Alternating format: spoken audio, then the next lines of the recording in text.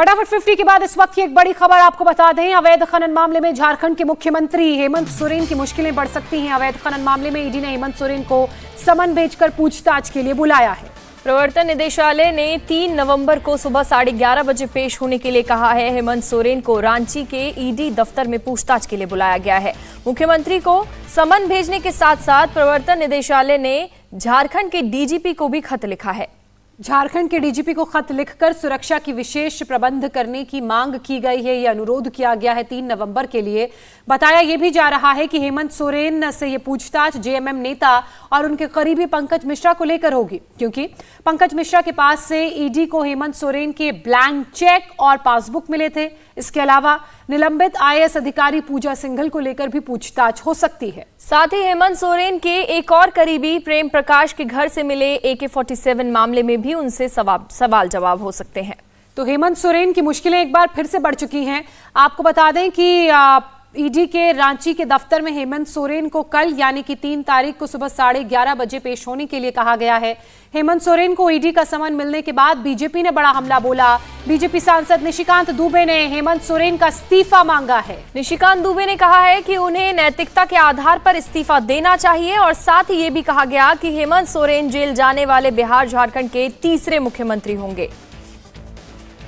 उनके सीए के यहाँ जो रेड हुई, पंकज मिश्रा के यहाँ जो रेड हुई, उसमें कैश के भारी ट्रांजैक्शन पकड़ाए, मुख्यमंत्री का चेकबुक, पासबुक ये पकड़ाया।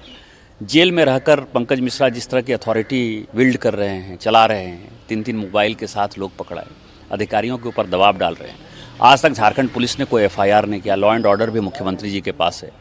1000 करोड़ का पूरा ये माइनिंग स्कैम है। अमित अग्रवाल की जो सेल कंपनियाँ हैं उसके माध्यम से ये बाहर विदेश भेजे गए हैं।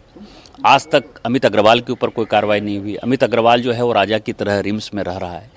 ये सारा सिचुएशन ये बताता था कि इसमें माइनिंग मंत्री के नाते, मुख्यमंत्री के नाते, गृह मंत्री के नाते निश्चित तौर पर मुख्यमंत्री की भूमिका है।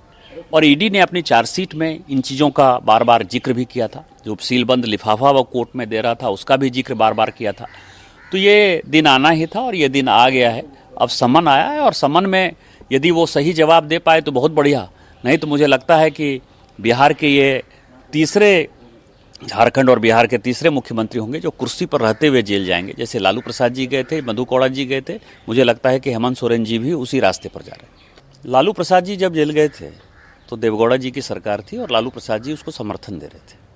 मधु कौड़ा जी जब जेल गए थे तो कांग्रेस समर्थित वो मुख्यमंत्री थे, कांग्रेस की सरकार थी, वो जेल गए थे। राजा साहब DMK के मंत्री जब जेल गए थे तो कांग्रेस की सरकार थी। तो कांग्रेस के समय यदि CBI ED कोई एक्शन लेती है तो वो न्यूट्रल बॉडी हो जाती है।